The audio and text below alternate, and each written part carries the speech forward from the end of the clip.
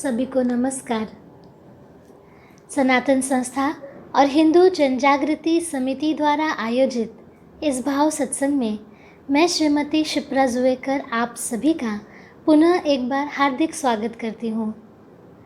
आज सत्संग आरंभ करने से पूर्व हम जगतगुरु भगवान श्री कृष्ण, स्थान देवता, वास्तु देवता, इनके श्री चरणों में शरण जाकर प्रार्थना करेंगे कि आज का ये सत्संग निर्विघ्न रूप से संपन्न हो।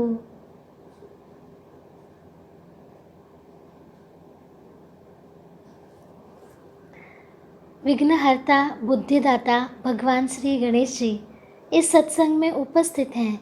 हम उनके चरणों में श्लोक रूपी पुष्प अर्पण करेंगे। वक्रतुंड महाकाय सूर्यकोटि समप्रभा निर्विघ्नं कुरु मे देव सर्वकार्येषु सर्वदा।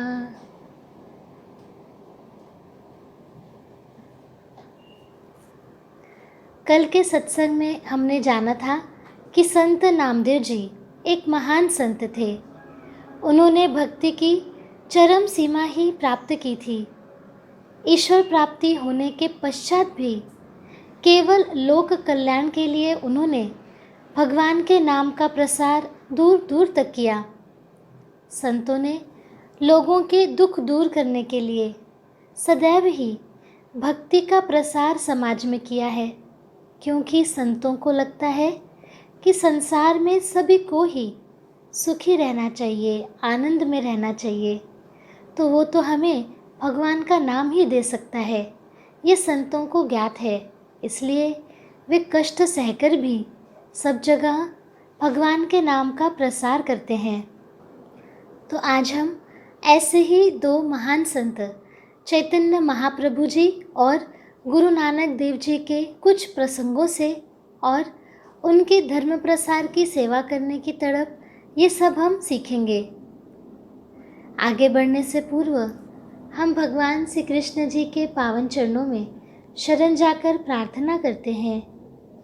हे भगवान श्री कृष्ण जी, ये आपकी ही कृपा है कि आप हमें हर दिन आपके चरणों तक आने का मार्ग दिखा रहे हैं। हे श्री कृष्ण जी, हम सभी से आपके चरणों की भक्ति करवा लीजिए।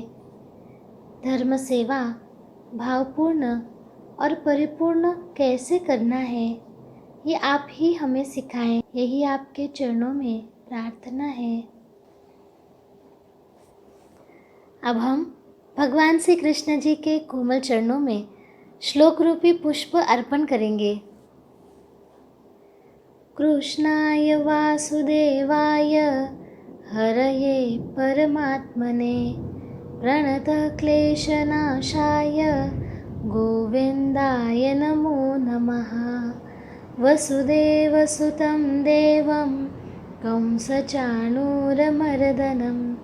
देवकी परमानन्दं कृष्णं वन्दे जगद्गुरुम्। संत किस प्रकार समाज में प्रसार करते हैं? स्वयं ईश्वर स्वरूप होने के बाद भी समाज में साधना बताने के लिए, सेवा करने के लिए किस प्रकार कष्ट उठाते हैं, ये हम देख रहे हैं। आज हम ऐसे ही संत श्री चैतन्य महाप्रभु जी के जीवन का एक सुंदर प्रसंग सुनते हैं। एक बार श्री चैतन्य महाप्रभु जी रास्ते से जा रहे थे और उनके पीछे गौर भक्त वृंद भी साथ में थे। महाप्रभु हरे कृष्ण का कीर्तन करते जा रहे थे। हरे कृष्ण कृष्ण कृष्ण हरे हरे, हरे राम राम राम हरे हरे। ऐसे उनके भक्त और चैतन्य महाप्रभु जी कीर्तन कर रहे थे।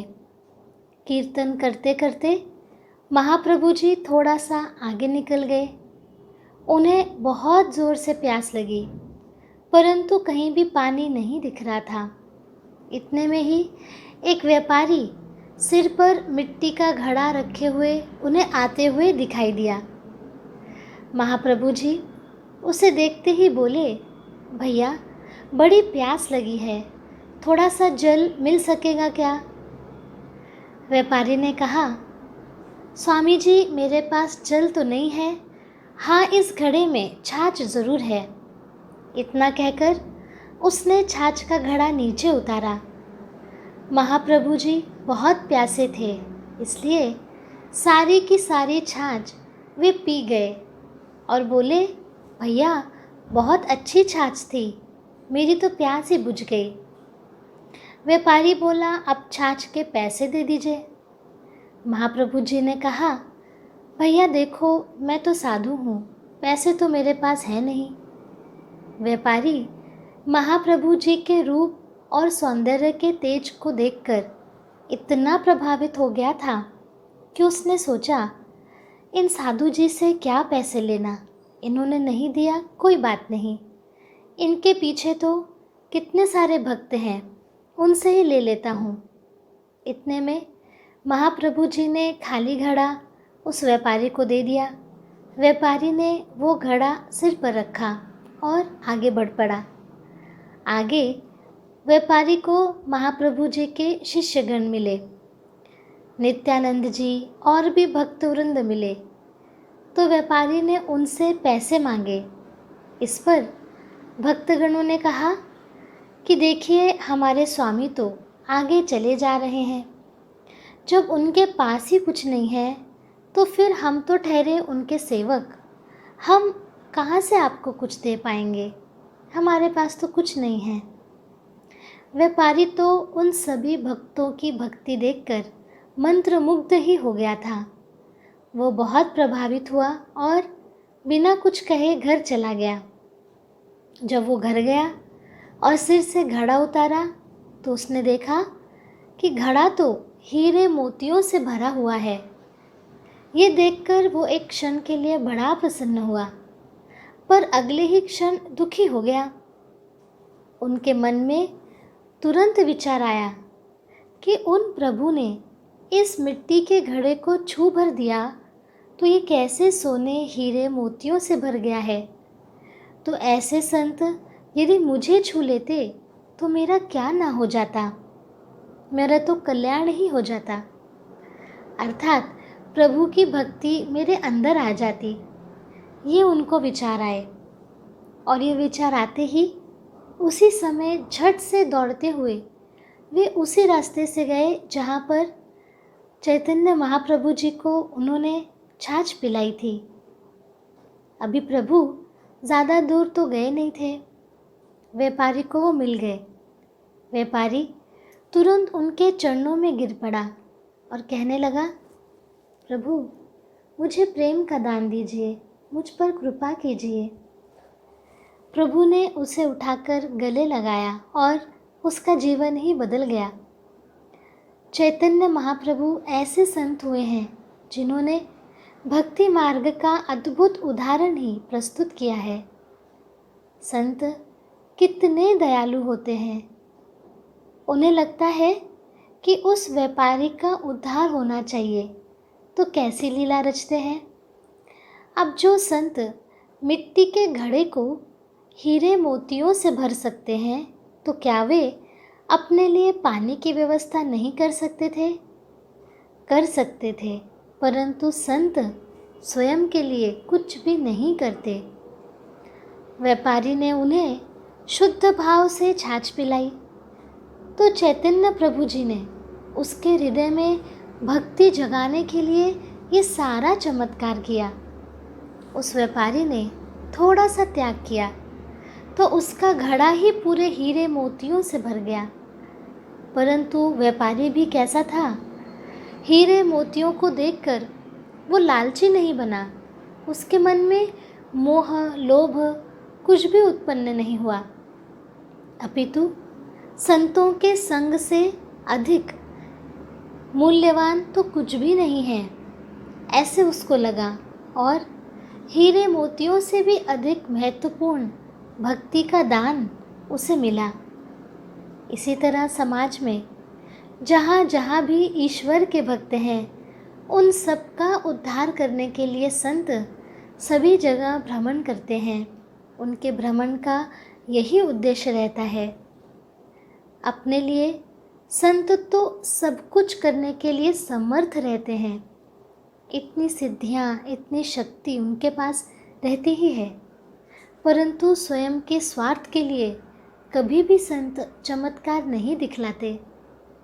संतों ने अपना सर्वस्व का त्याग कर समाज के उद्धार के लिए, समाज को योग्य दिशा दिखाने के लिए प्रयास करते हैं। जिन संतों ने हमें इतना मार्गदर्शन किया है, हमारे जीवन का कल्याण का मार्ग दिखाया है, तो हमें भी उनके प्रति कितनी कृतज्ञता लगनी चाहिए और हमें भी अपने स्तर पर, अपने साथ साथ औरों के जीवन में आनंद लाने के लिए हम क्या प्रयास कर सकते हैं, वो हमें सोचना चाहिए, कृति करनी चाहिए। यह हमारा बहुत बड़ा धर्म कर्तव्य है। चैतन्य महाप्रभु जी ने ऐसा भी कहा है कि तृणादपि सुनीचेन तरोरपि सहिष्णुना अमानेना मानदेन कीर्तनीयः सदा हरिः। इसका अर्थ है कि हमें भगवान का पवित्र नाम विनम्रता से लेना चाहिए। हमें सदैव ये सोचना चाहिए कि हम रास्ते में पड़े तिनके के ही समान हैं और उससे भी निम्न हैं, और हमें पेड़ से अधिक सहनशील होना चाहिए। झूठी प्रतिष्ठा की भावना से मुक्त और दूसरों को सम्मान देने के लिए तत्पर होना चाहिए। ऐसी मनोस्थिति में हमें भगवान के नाम का निरंतर जप करना चाहिए। यहाँ पर चैतन्य महाप्रभु जी ये बताते हैं कि हमें सदैव ये सोचना चाहिए कि हम बहुत ही छोटे हैं, हम तो घास के टुकड़े से भी छोटे हैं, और ऐसी विनम्रता मन में रखकर ये सोचना चाहिए कि हमें पेड़ के समान सहनशील बनना है, सभी के प्रति प्रेम मन में रखना है। इस प्रकार भगवान का नाम हमें लेना है, ऐसा वे हमें सिखाते हैं। चैतन्य महाप्रभु जी ने 24 वर्ष की अवस्था में लोक कल्याण की भावना से संन्यास धारण किया।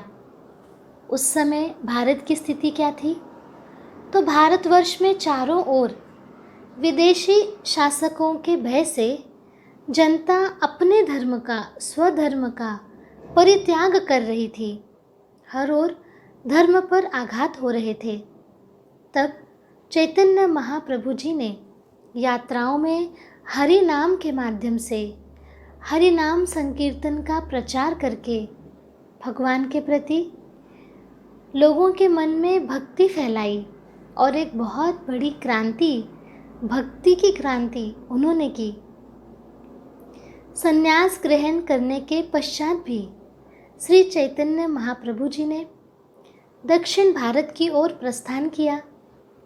उस समय दक्षिण में मायावादियों का प्रचार प्रसार अधिक हो रहा था, अर्थात भौतिक जीवन, केवल भोग भोगना, विदेशी कुसंस्कृति, इस प्रकार के वहाँ पर आघात शुरू थे। यदि महाप्रभु जी ने वैष्णव धर्म के संकीर्तन का प्रसार न किया होता तो ये भारत वैष्णव धर्म विहीन बन जाता। चैतन्य महाप्रभु जी ने विलुप्त हो रहे वृंदावन को फिर से बसाया और अपने जीवन का अंतिम पड़ाव वहीं व्यतीत किया।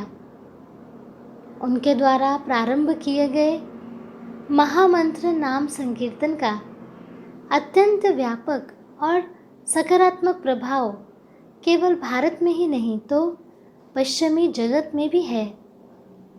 ये भी कहा जाता है कि यदि गौरांग न होते तो वृंदावन आज तक एक मिथक ही होता। इतनी भक्ति चैतन्य महाप्रभु जी की थी।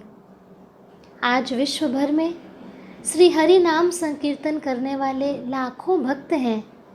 वे सभी श्री चैतन्य महाप्रभु की ही आचरण युक्त देन है।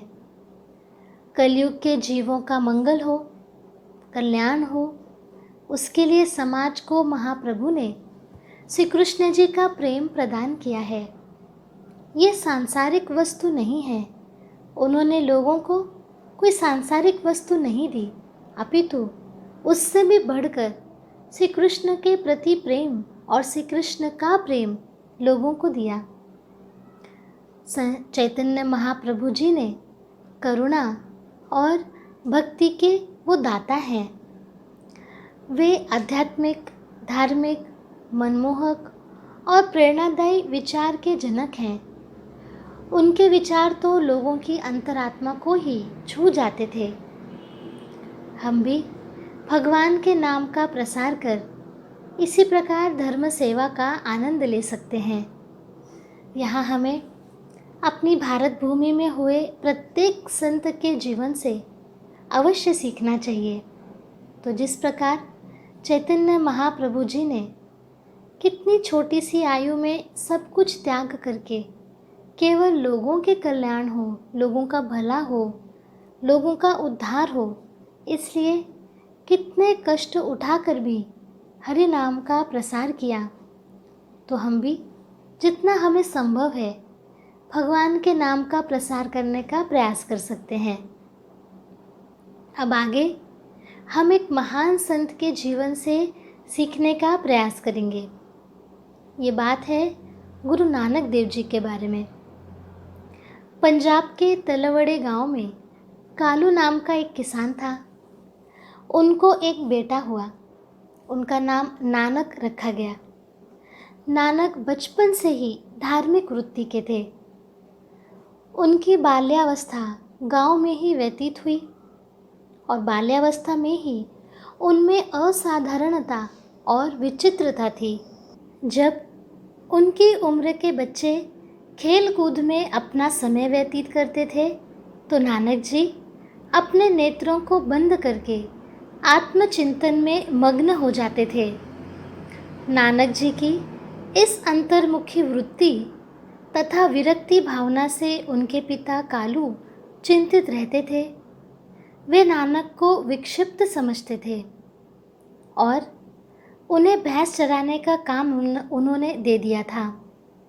भैंसें चराते चराते एक दिन नानक जी सो गए तो भैंसें एक किसान के खेत में चली गईं और उन्होंने उसकी फसल को पूरा खा डाला। किसान ने इस कारण नानक को डांटना शुरू कर दिया। मेरी फसल खराब हो गई, तुम्हारी भैंसों ने सब खा लिया, ऐसे वो बोलने लगा।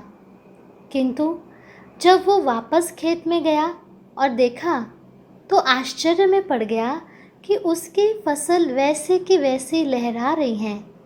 एक भी पौधा खराब नहीं हुआ था। सारी फसल सुरक्षित थी।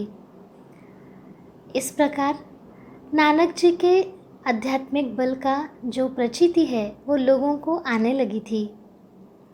नानक थोड़े बड़े हुए तो उनके पिताजी ने उन्हें पाठशाला भेज दिया। पाठशाला की छुट्टी होने पर वे गाय ढोरों को जंगल में चराने ले जाते थे। वहाँ जाकर वे ईश्वर के भजन में मग्न हो जाते थे। एक दिन ईश्वर से प्रार्थना करके वे जा रहे थे। उस समय एक वृद्ध किसान वहाँ आया और नानक जी से कहा, मुझे तो यात्रा पे जाना है, मैं 4 दिन बाद आ जाऊँगा। तब तक तुम मेरी खेतों की रक्षा करोगे क्या? मैं तुम्हें बोरी भरकर गेहूँ दे दूँगा। मेरे खेत में 10 बोरी गेहूँ उगता है। नानक ने उन्हें हाँ कहा। वो किसान आनंद से यात्रा के लिए चला गया। नानक उस किसान की खेत की मचान पर बैठ गए। खेत में गेहूँ में बालियाँ भरी हुई थी और उसमें बहुत सारे दाने थे। ये देखते ही चिड़ियों के झुंड वहाँ आए। ये चिड़ियाँ दाना खाने लगीं। तब नानक ने ये देखा और ईश्वर से प्रार्थना की, हे ईश्वर, किसान के इन दानों की रक्षा करें, चिड़ियों को आप अपने दाने खिलाएं। इस प्रकार 4 दिन तक चलता रहा। चिड़िया प्रतिदिन आती और दाना खाकर चली जाती। 4 दिनों के पश्चात किसान लौट कर आया। खेत की फसल पर चिड़ियों का झुंड मंडरा रहा है, यह देखकर वो क्रोधित हो गया। तब नानक ने कहा, किसान भैया, आप क्रोधित न हो। आप फसल काटें और दानों को नाप लीजिए। मैंने ईश्वर के दाने ही चिड़ियों को दिए हैं, आपके दाने तो शेष हैं। ये सुनकर किसान ने फसल काटी, दाने निकाले और उन्हें नापने लगा। उसको अत्यंत आश्चर्य हुआ कि जब उन दानों की 11 बोरियां भर गईं। ईश्वर की यह कृपा देखकर किसान ने तो नानक जी के चरण ही पकड़ लिए। यहाँ पर गुरु नानक जी के मन में किसान और चिड़िया दोनों के लिए भी कितनी प्रीति है। वे कितने प्रेम से बोलते हैं कि भगवान, आप किसान के दानों की रक्षा कीजिए और चिड़ियों को आप अपने दाने खिलाइए। यहाँ वे किसान और चिड़िया दोनों का ही कितना विचार करते हैं। इससे सीखने मिलता है संतों के मन में संपूर्ण सृष्टि के प्रति ही कितनी प्रीति है, कितना प्रेम है, और उनका प्रेम कितना शुद्ध होता है, इसकी तो हम कल्पना नहीं कर सकते। स्वयं ईश्वर को ही ऐसे संतों के कथन का मान रखने के लिए चमत्कार करने पड़ते हैं।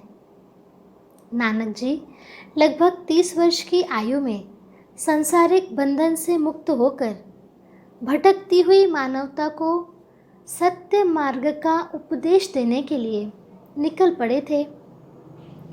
गुरु नानक देव जी के हृदय से निकले हुए सच्चे उपदेश बहुत ही आकर्षक रूप में रचे गए थे, इसलिए वे जहाँ जाते थे बहुत से व्यक्ति उनके अनुयायी और भक्त बनते चले गए।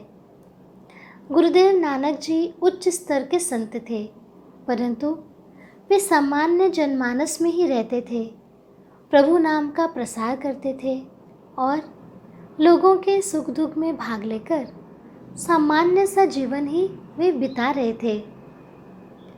गुरु नानक देव जी ने 15 वर्ष भारतवर्ष की चारों दिशाओं में यात्राएं की और अंत में अफ़गानिस्तान, ईरान, अरब और इराक तक जाकर धर्म प्रसार किया।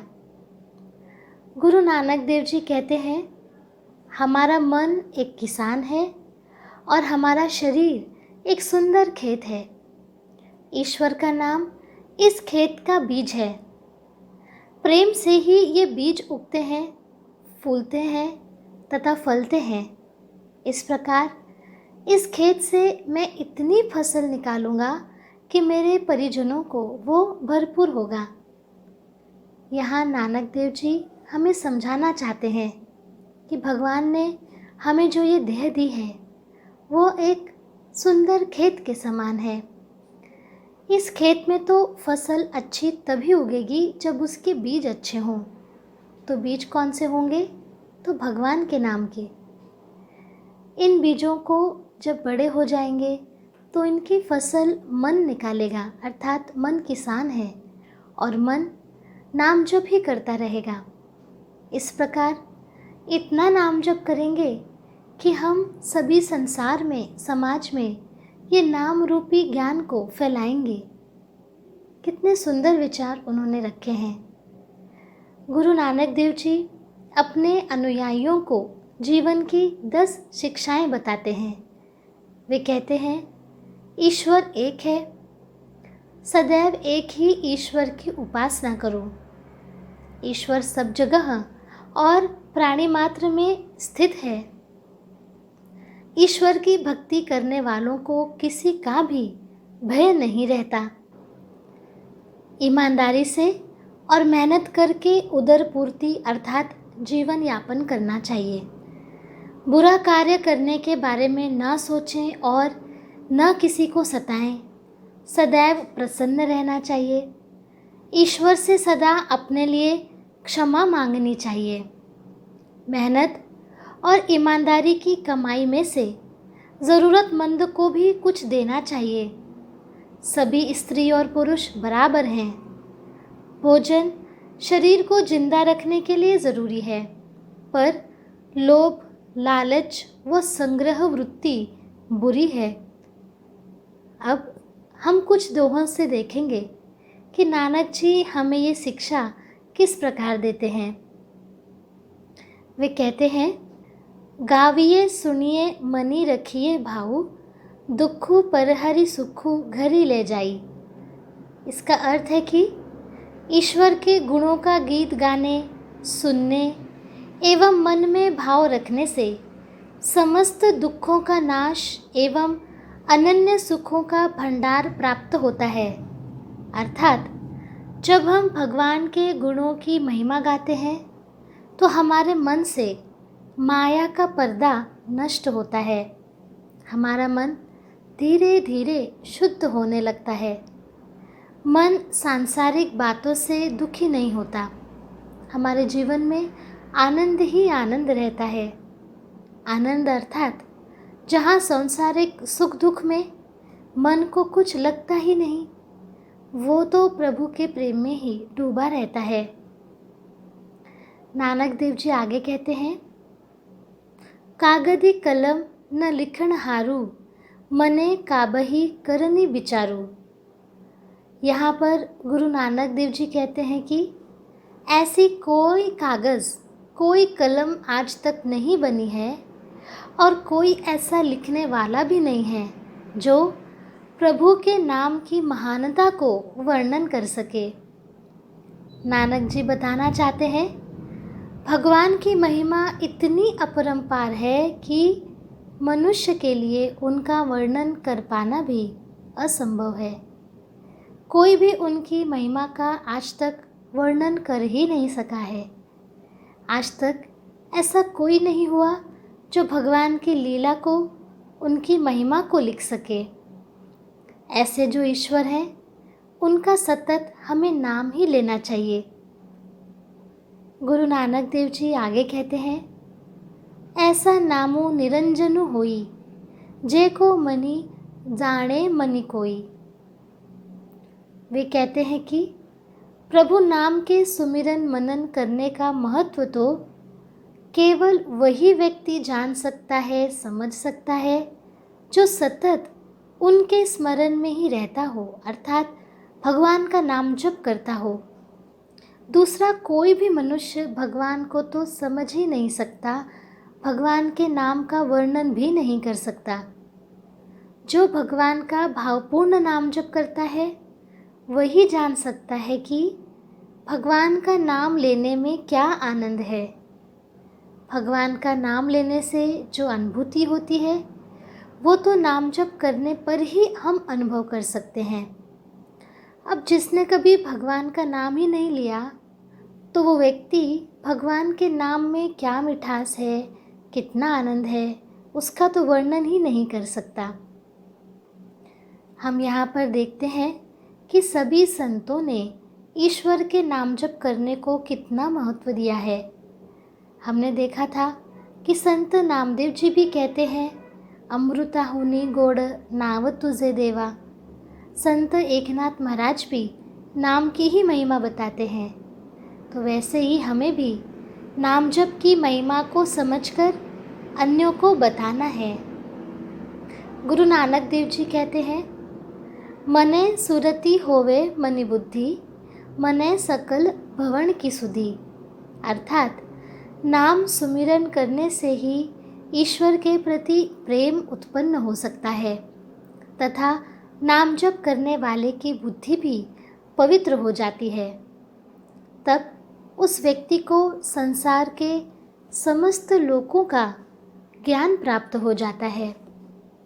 अर्थात हम जब नाम जप करते हैं तब हमारे मन में ईश्वर के प्रति प्रेम निर्माण होने लगता है, जिससे हमारी बुद्धि भी निर्मल और पवित्र होती है।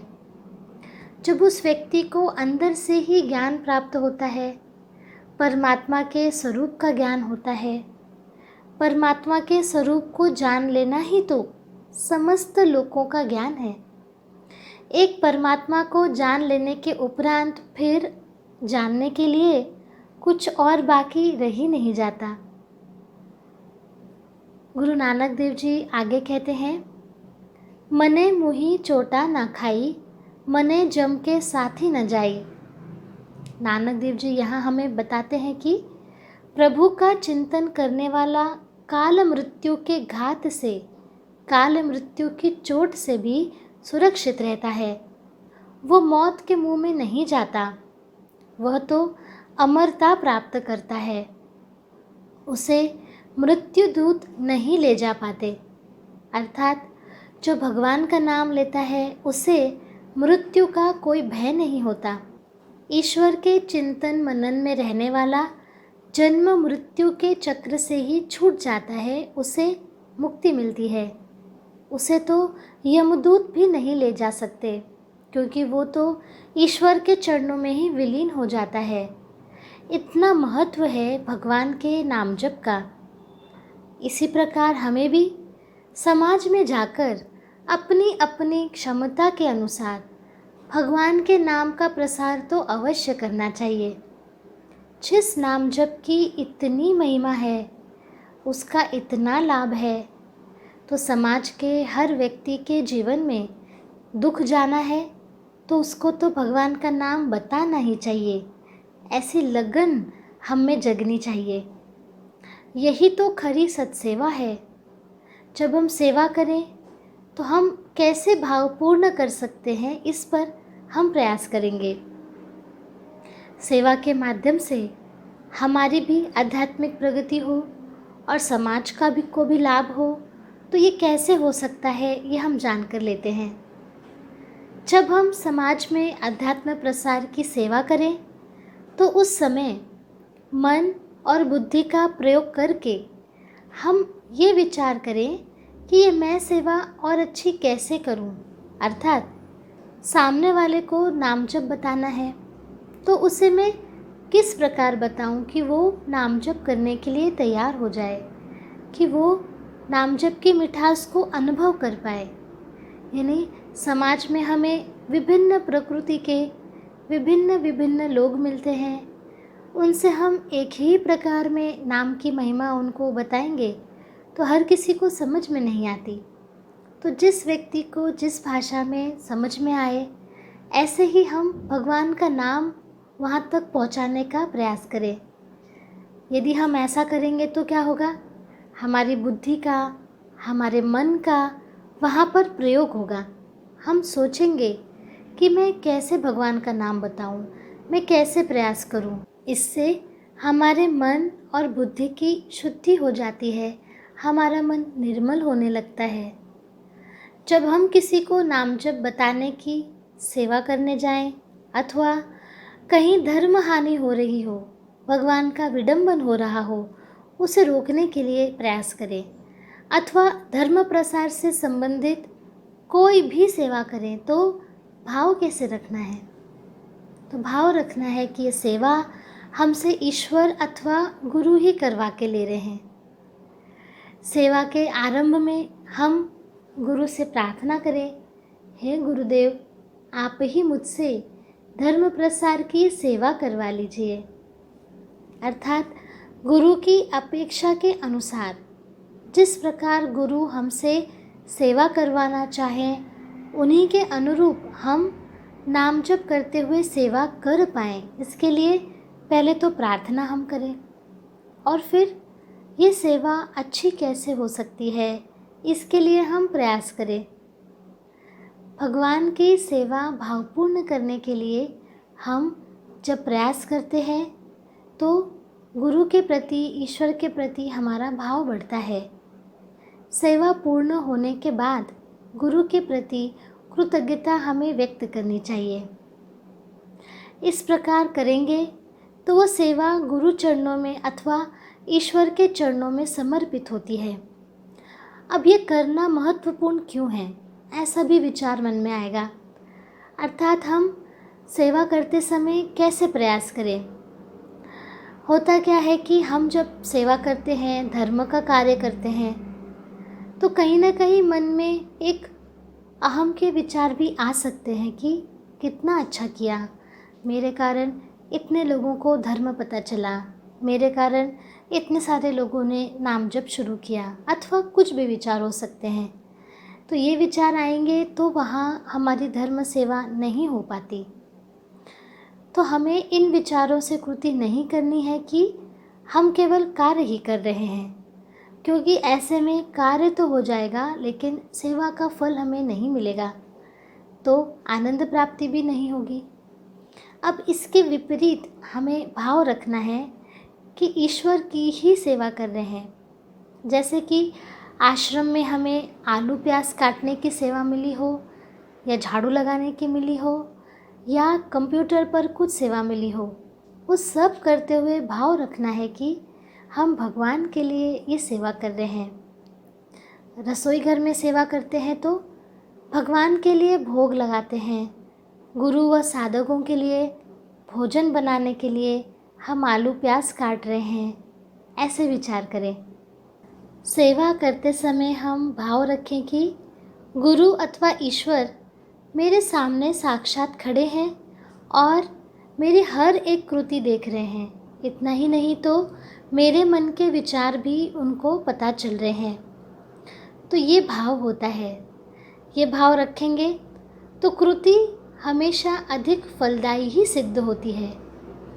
ऐसी सेवा करने वाले शिष्य को अंतर्यामी शिष्य कहा जाता है।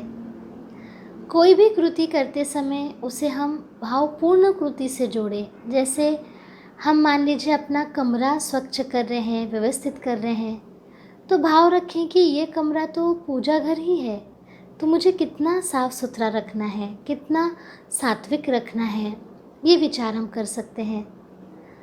फिर सेवा करते समय दृष्टिकोण रखें कि मैं एक सेवक हूँ। अनेक बार हमें अपनी सुप्त कार्य क्षमता का भान नहीं होता, इसलिए अपनी कार्य क्षमता से अधिक हमें सेवा करनी चाहिए।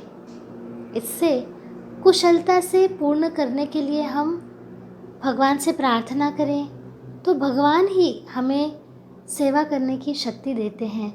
इसकी अनुभूति कई साधकों को हुई है। सेवा में हम किसी प्रकार की अपेक्षा न रखें। ऐसा भान सदा रहे कि मैं तो केवल मेरे गुरु का संदेशवाहक हूँ। मैं प्रसार कर रहा हूँ, लोगों को नाम जप बता रहा हूँ, तो ये गुरु का संदेश है, गुरु की सीख है, वही मैं केवल दूसरे व्यक्ति तक जाकर बता रहा हूँ। तो ये विचार रखने से हमारा अहम नहीं बढ़ेगा और हमारे मन में भाव भी निर्माण होगा। अब सेवा करते समय हम और कैसे विचार रखें वो देख लेते हैं। कोई भी सेवा हो, मन में भाव रखें कि हम ये सेवा गुरु के लिए या ईश्वर के लिए कर रहे हैं। सेवा करते समय निरंतर गुरु अथवा ईश्वर का स्मरण करें। प्रत्येक सेवा करते हुए गुरु या ईश्वर का स्मरण बना रहे तो बहुत लाभ होता है। भगवान भी ऐसे साधकों को जिनमें भाव है उन्हें अनुभूतियाँ भी देते हैं। आइए सुनते हैं एक छोटी सी अनुभूति। एक बार एक साधक धर्म प्रसार की सेवा के लिए एक गांव में गए थे। वो गांव शहर से कुछ दूरी पे था और गांव को जाने के लिए जो रास्ता था वो कई जगह तो अंधेरे से पूरा युक्त था। वहाँ पर स्ट्रीट लाइट भी नहीं थी। उसी स्थिति में वे जाते थे और वापस आते थे। एक दिन गांव से धर्म प्रसार की सेवा करके वापस शहर आते समय अचानक उनके जो टू व्हीलर थी, दो पहिया वाहन, उसका जो हेडलाइट है वो काम करना बंद कर दिया। अब इतनी रात को आसपास कोई नहीं है, सब जगह अंधेरा है, तो अभी कैसे आगे जाएंगे? ऐसे उनके मन में विचार ही आया। तभी उनको दिखाई दिया कि पीछे से कोई तो बड़ी 4 व्हीलर गाड़ी आ रही है।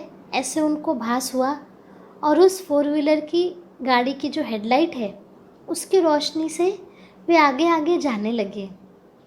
शहर पहुंचने के उपरांत उन्होंने ये प्रयास किया कि मुझे जिसने यहाँ तक पहुँचाया तो ज़रा उस व्यक्ति से मिल तो लूँ, परंतु पीछे मुड़ने पर उन्होंने जब देखा तब कोई वाहन ही नहीं था। अर्थात ईश्वर ने ही उन्हें उस समय आवश्यक प्रकाश प्रदान किया और उन्हें योग्य मार्ग तक पहुंचाया। यहाँ हमें ये सीखने मिलता है कि यदि हम भगवान की सेवा के लिए निकले हैं तो हमारा योगक्षेम वो भी भगवान ही निभाते हैं।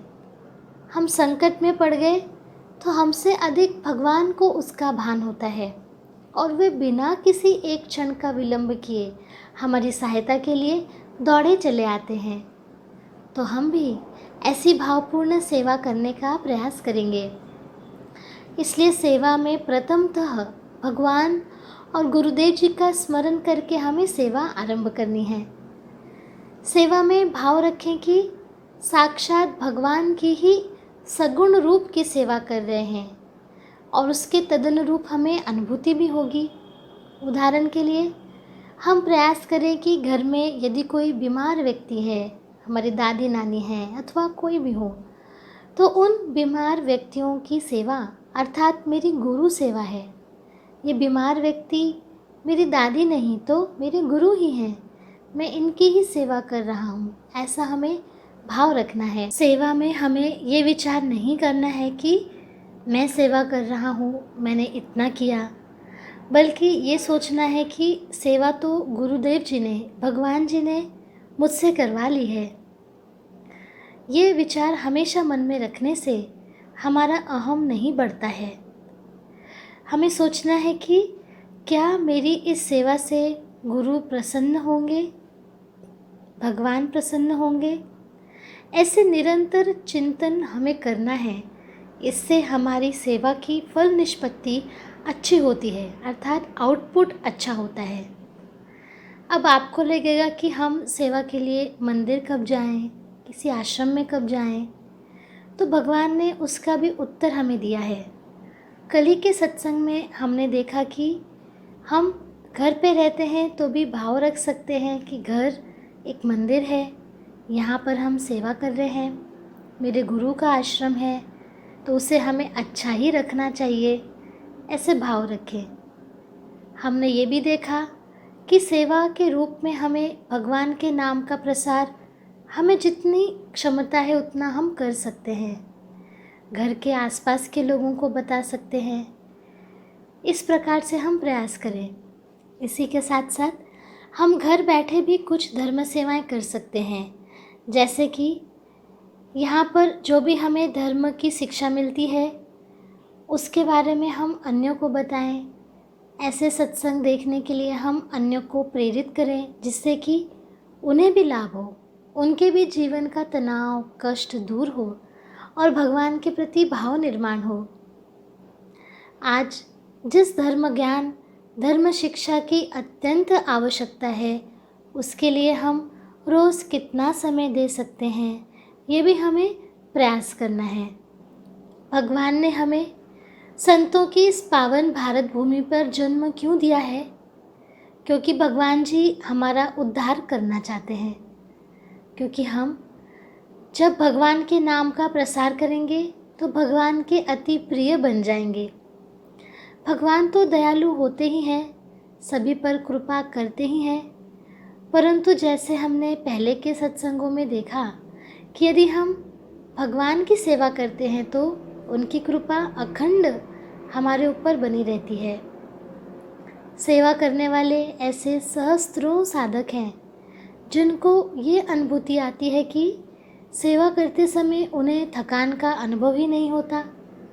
सेवा करते समय ऐसी अनुभूति आती है कि उन्हें जो आवश्यक है वो साहित्य आराम से मिल जाता है, कोई न कोई मदद कर देता है, अनपेक्षित रूप से उन्हें सेवा में मदद मिल जाती है इत्यादि। तो ऐसी कितनी अनुभूतियाँ हम सुने कम ही है, परंतु हमें अब प्रयास ये करना है कि ये अनुभूतियाँ हमारे जीवन में आए। तो उसके लिए भगवान के चरणों की सत्सेवा हम भी करें। यदि आप में से किसी दर्शकों को ये प्रश्न है कि मैं और किस प्रकार सेवा कर सकता हूँ अथवा कर सकती हूँ, तो आप कमेंट में अवश्य लिखिए। हम आपको इस विषय पर मार्गदर्शन करने का पूर्ण प्रयास करेंगे। भगवान की सेवा भी भगवान की कृपा से ही मिलती है। तो इसलिए उनकी कृपा प्राप्त करने के लिए सेवा के हम प्रयास करेंगे। आज के सत्संग में हम जगत गुरु भगवान श्री कृष्ण, स्थान देवता, वास्तु देवता, इनके श्री चरणों में कृतज्ञता व्यक्त करेंगे। हे श्री कृष्णा, चैतन्य महाप्रभु जी, गुरु नानक देव जी, इन संतों के समान ही आपने हमें अपने जीवन में आगे जाने का मार्ग दिखाया है। हे भगवान श्री कृष्ण, हम आपकी शरण आए हैं। आप जो भी प्रयास हमें बताते हैं वो हमसे हो पाए, सत्सेवा इसका आनंद हम ले पाएँ, ऐसी आपके चरणों में प्रार्थना है।